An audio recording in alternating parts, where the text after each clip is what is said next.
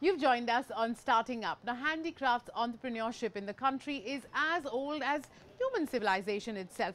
But yet, unfortunately for all the artisans here in India, as talented as they are, they've had to face a series of difficulties when it comes to scaling up their business. Well, a bunch of startups have identified that as an opportunity and have decided to then explore this space for these artisans. Surbhi Goyal tracks that trend for us.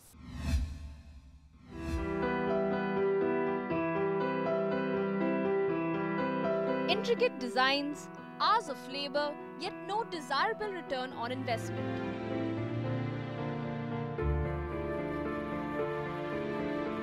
Indian handicrafts have been subject to discrimination for over hundreds of years. But a slew of startups have taken a step towards artisans' empowerment, and it's been a long time coming. But finally, the Indian handicrafts space is ready for a facelift. A startup creating an impact in this space is Rural Opportunities Production Enterprise, or ROPE. The firm provides employment to over 500 rural artisans, helping them meet the ever-increasing global demand. We train the artisans in making these new products which we design together with our buyers, and then employ them to continuously produce these items as per the internationally accepted quality standards. ROPE has made significant progress. Its products reach out to people across cities in the country, and they project revenues of $1 million this year.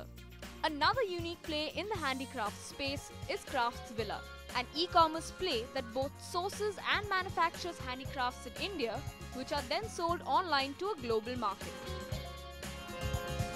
If you look at handicraft industry as such, it's scattered across villages in India, and there's a very fragmented supply chain. Most of them are not able to take their products to urban India. That's basically is the platform we are building so that we can take their products globally. Besides supporting rural artisans, these startups provide a wider market reach and actual rate of their produce, which otherwise is a far-fetched dream for most of the rural artisans. And even though maintaining a sustainable backend is still a challenge for these portals, they're working on better strategies to reach out to urban consumers. Apurv is another interesting Bangalore-based handicraft-oriented startup that believes in using the power of stories to sell their products. Their unique strategy has worked so far at least, and Apurv already has over 1,000 customers clicking since June 2010. What is happening in the Indian market and even globally is that people don't understand the value of the products, and unless and until you educate them, which we are trying to do through storytelling of that particular product, that is the kind of education that we are embarking upon to our customers.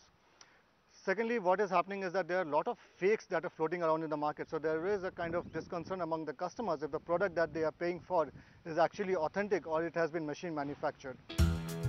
Every product has a story associated with it, and they also have a theme shop online which helps give the user a richer experience. Apart from Apurv and Crafts Villa, there are other startups like Shopper.in which are crowdsourcing handmade artifacts from across India.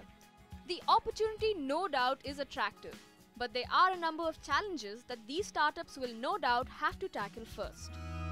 Primary challenge is that people want to touch and feel, and we need to innovate how we can bring in visual touch points to e-commerce customers via offline events. The Indian handicrafts industry is today pegged at $7 billion and enjoys a growth rate of more than 15%, with major exports going to global markets like the USA and UK. It's little wonder that investors too are interested in this space. But in their view, there are certain things that startups will have to get right if they'd like to taste success in the long term.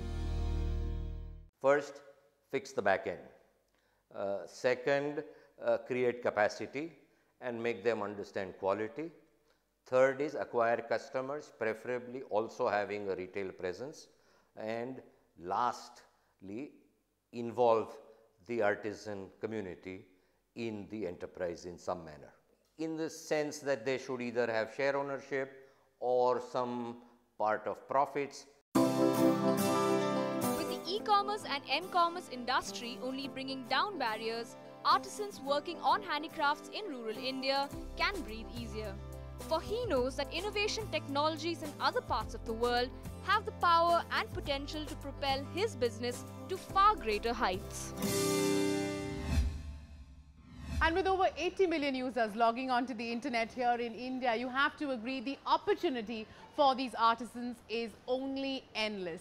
With this, we'll wrap it up here on our Independence Day special. The entire Starting Up team would like to salute the entrepreneurs of this country. Have a great Independence Day. And hey, before we go, as we always say, remember there's never a better time than now to go out there and start up.